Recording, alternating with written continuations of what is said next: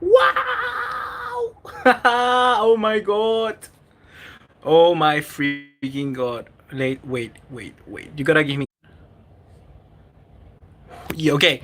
Get the people here. Get the people on this freaking live stream right now. Get it working. Get the people here because it was an outstanding game and we need to all discuss what just happened. It's outstanding, man. Outstanding. Make a video on Ansu Fati. I will make a video, but not right now. We gotta talk about everything that needs happening. Blah, blah, my English fucking fucked up because I've been screaming in Spanish, man. It was a fiesta. My goodness. So let's start off right away with the lineup. The main question that I had about Valverde, and he did the right thing. He did the right thing. He put on the players that needed to start in this game, and it worked out. He continued with Rakitic. He continued with, not with Rakitic, with Sergio Roberto, with the players like Frankie de Jong on the hold. He, by taking out Busquets in previous games, gave Busquets kind of like a wake up call, and it happened. And he played the most amazing game I've seen him in the past year or so. It really worked out. All of the decisions paid off in the preseason, and it shows. And I was very happy about that. Tell me quickly, some of you in the comments, if the sound's good. Do I need to shut the freaking window? Tell me all of those things. Tell me all of those things, and let's start talking about this game. So I got here my match notes, things that I want to discuss with you guys. And the very first thing of those is Antoine Griezmann. Antoine Griezmann, 2 goals, 1 assist. What else can we ask from that? I was continuously trying to press in my video the idea that Griezmann had to show up because we didn't have Messi, we didn't have Suarez, and the media was going to start to pummel him down if he didn't came to the realization that this was his moment. And that's exactly what he did. He just took the center stage. He took to the spotlight and he was like the main protagonist. And that's what we need to see from more players that come to Barcelona. Something that Coutinho never did. Griezmann took into it, and he was like, this is gonna be my epic Fortnite game. And he did it wonderfully. Every single connection that he had, every link-up play that he did with the players in the forward line was impressive. The layoffs, the first touch of him was beautiful, and his left foot, I've never seen it to be like the best asshole. Like, really. I always thought of Anton Griezmann, and I was watching the game with my dad, and he was saying continuously that Griezmann for him was always going to be this kind of like secondary player, a player which was really good, and I kind of like agree with that to an extent, because what the frick? Okay, this is going down. I cannot change that. I don't know. Yeah, and I was really happy for that. I was happy that he turned up. He played like he used to before, and I'm just very excited that now the media is gonna be like, it's a perfect buy. It's a buy that made Barcelona better, and that's just what it should be. It's what it should be. Next player, Carlos Perez. Carlos Perez. And here I want to stress something. I'm gonna be changing hands on this one. Something that I want to stress out in this point is that we saw 3 debuts. We saw 3 debuts, and Barcelona still managed to score 5 goals against Real Betis. We saw the debut of Carlos Perez, we saw the debut of Junior Firpo, and the debut also of Ansu Fati. Carlos Perez was incredible. He supplied every attack with what he needed to do. Like, he needed to do a pass, he did that. He collaborated by making a run, he did that as well. He was always active, and that shows when you come from La Masia. It shows that you have been developing there, and it shows that you understand the game. And that's why we need to see more youth progressing through this game. And youth in instances like this, a game... I'm just gonna freaking turn the window down. This freaking window! There we go. So, like I was saying, the window. No, just kidding. It's good that you have youngsters playing in a similar way, because it means that they can enter a performance where everyone is actually... Bro, the cop's here to... No, I don't smoke weed. Or maybe I do. But it's good when you have the youngsters entering a game like this, a game where they are ready to perform, where they can excel. If you put them in games where they are losing like 3-0, Barca losing 3-0, there's no point in that because they're not going to be with confidence. If they enter a team where everyone's playing good, that's completely a different story, and that's the Carlos Perez that we saw. In the case of Rafinha, I think he also was very excellent. I'm going to be talking about Ansu Fati later on, do not worry. But in the case of Rafinha, I think that how is not possible that we're keeping this guy? How is not possible that we don't have space for him in this game? Because with what he did, he literally was he was like a Neymar. He was playing like the level of Neymar, what we needed. We need a player to just do some tricks, some skills, some dribbles. He did that. He wanted to drive forward and just open up space for Griezmann or see the low cross. He did that as well. Rafinha was always active. Rafinha was always working, and Rafinha was always confident. And I literally have no words. If I keep saying absolutely amazing, incredible, all of that, you have to forgive me because everything about this game was honestly up to scratch. It really, really was. So perfect. Substitution, selection, everything was perfect. Was perfect.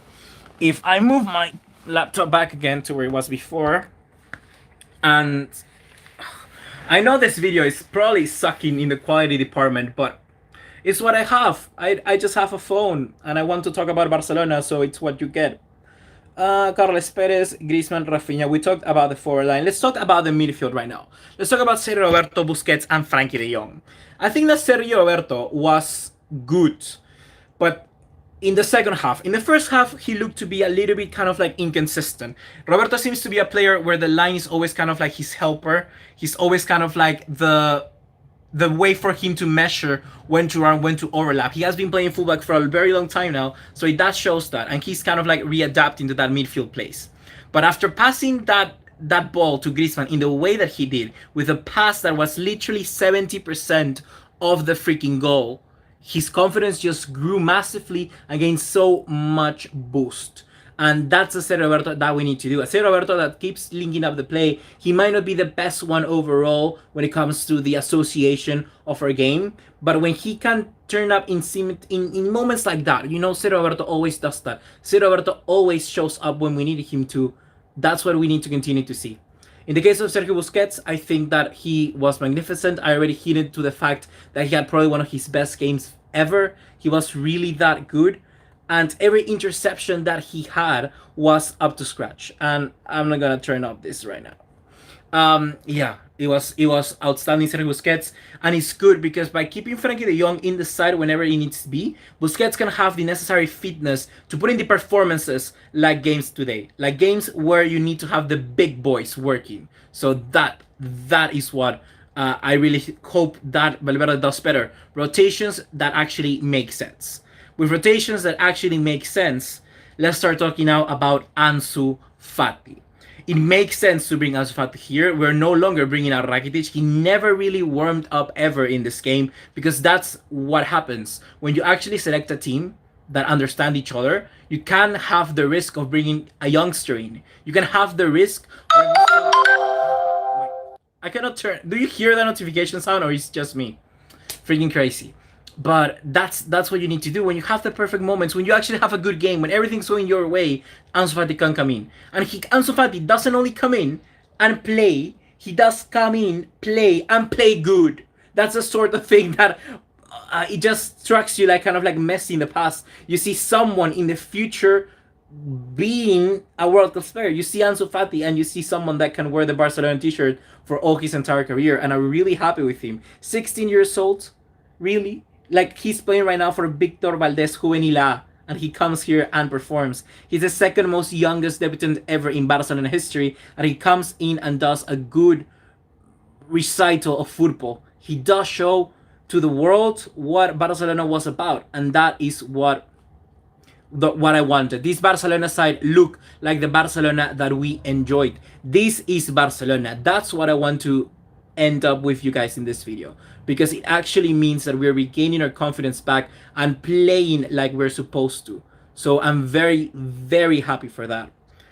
And After that, the defense was also perfect, but I kind of want to start answering a little bit of your questions. And I could get tripped on your notification ringtone, bro. What do you mean you can get tripped? Does anyone know who the youngest ever debutant for Barcelona is? He's a guy by, I only know that one of his last name or first name is Vicente. I'm not too sure the commentator of the game actually said it. I'm not too sure who it was though.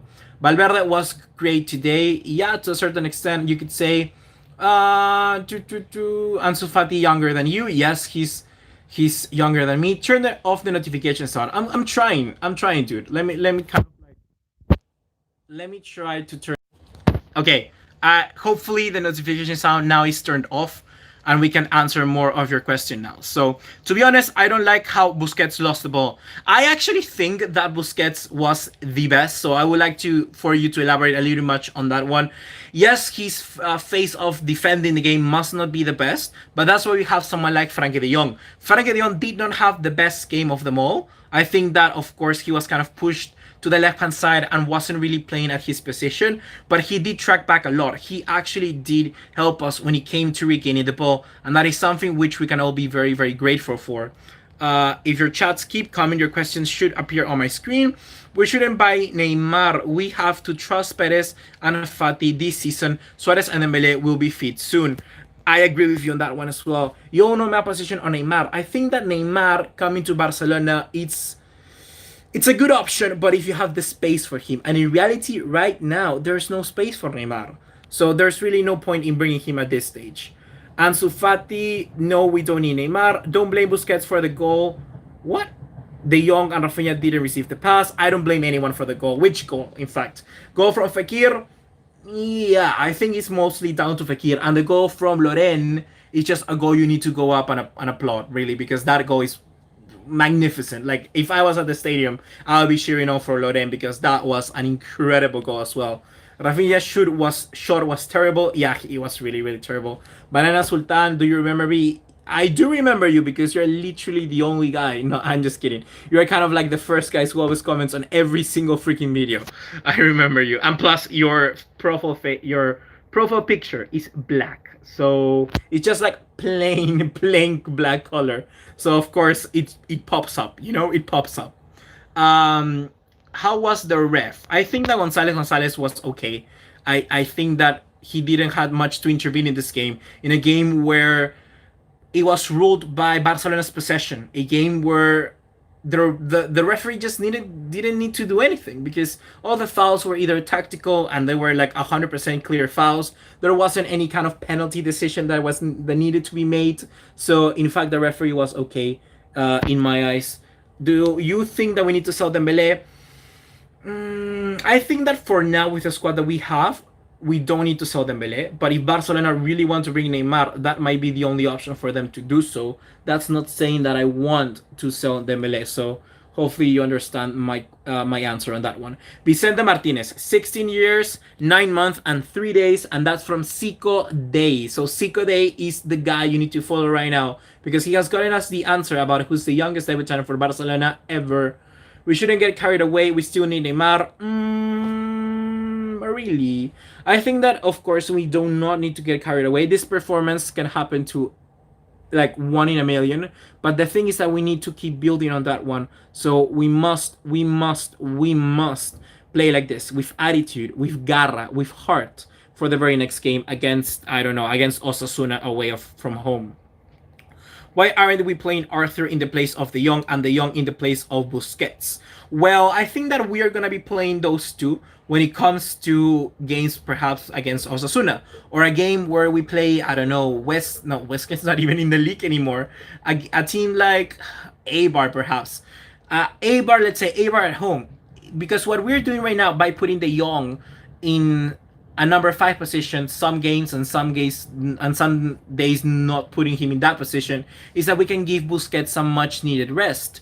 Busquets can actually have the time to prepare himself to be fit for games like this one, games where he needs to put on 100%, and he did, because Busquets didn't last 90 minutes. Let's remember, Busquets only played 70 minutes, so it means that of course his career is slowly coming to an end.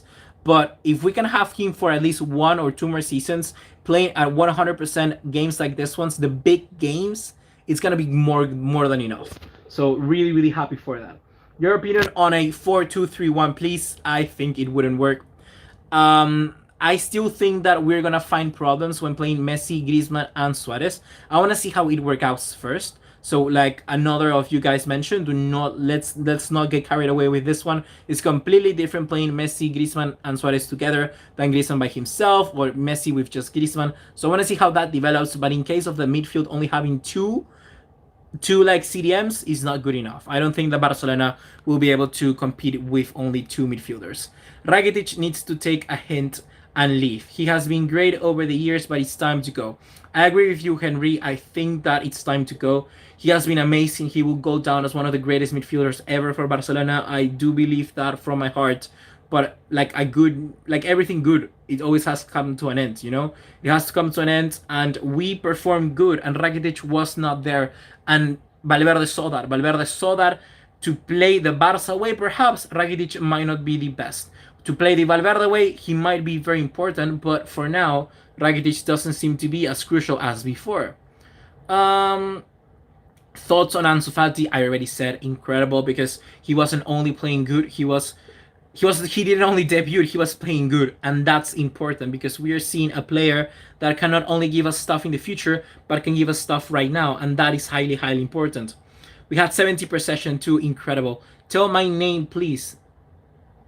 What? First of all, I'm gonna read it in my head because I know how trolls work, because I was one when I was younger.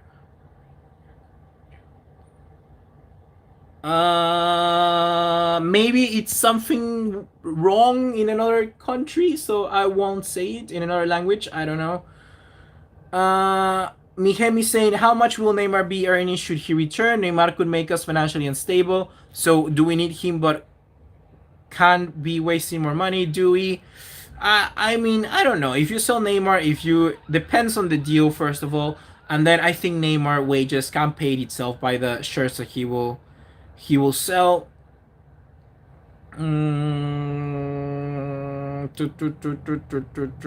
Messi is all we need. I think Messi and Griezmann playing as full nine together, that will be good.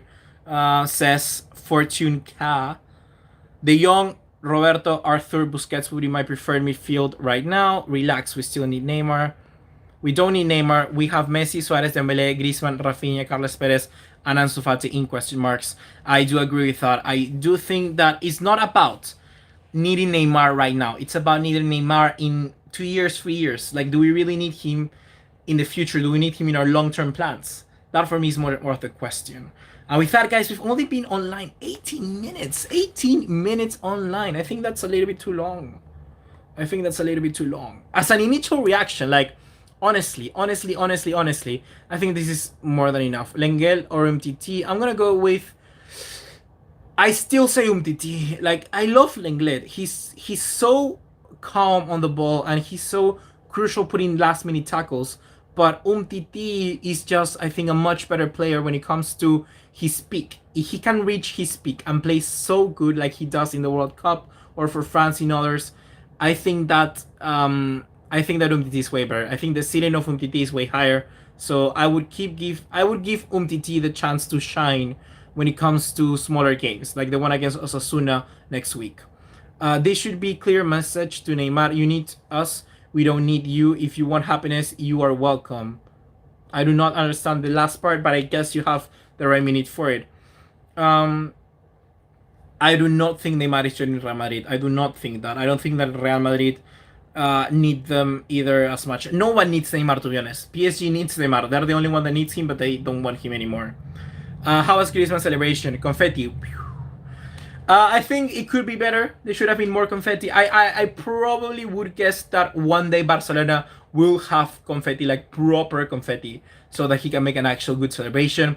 But with that, guys, I'm gonna be wrapping this up. This was just a like initial reaction of the game. I'm gonna be trying to break it down a little bit better, you know, having like actual points that we can discuss a little bit more in depth. I just wanted to share our initial reactions because this game for Barcelona was like not the best game we've seen in the last year, but it was literally a game that defined us. because everything that happened for a reason, and everything that happened was good, was improvement. It was really up to scratch, and that's what I want to see. If we can continue playing like this, perhaps not winning by this many goals, but doing the right things, no matter what we do, if we keep doing the right things, that's a good moment for everyone. That's a good step in the right direction, and that is the Barcelona that I want to be part of. That's the Barcelona I want to cover on YouTube. That's the honest truth. So let's go at it. Let's keep playing, and I'll do another video. I promise. This is just like initial reactions. I just still want to talk more about Real Betis, because I'm just sharing with you guys what I feel is an enormous uh, evidence that Barcelona is not dead. Like, it's not dead. Even with Valverde on the side, if we do the right things, we can be better. So yeah, let's do that. Let's do that. And I'll see you guys in the next time. Take care. Ciao. And now how do I turn this? I'm gonna cut the video there, but like, how do I fuck this up? Do I press X? Are you sure you want to stop streaming? Yeah, I'm sure I want to stop streaming. Bye guys. Bye guys. Leave a like, share with your friends, and bye.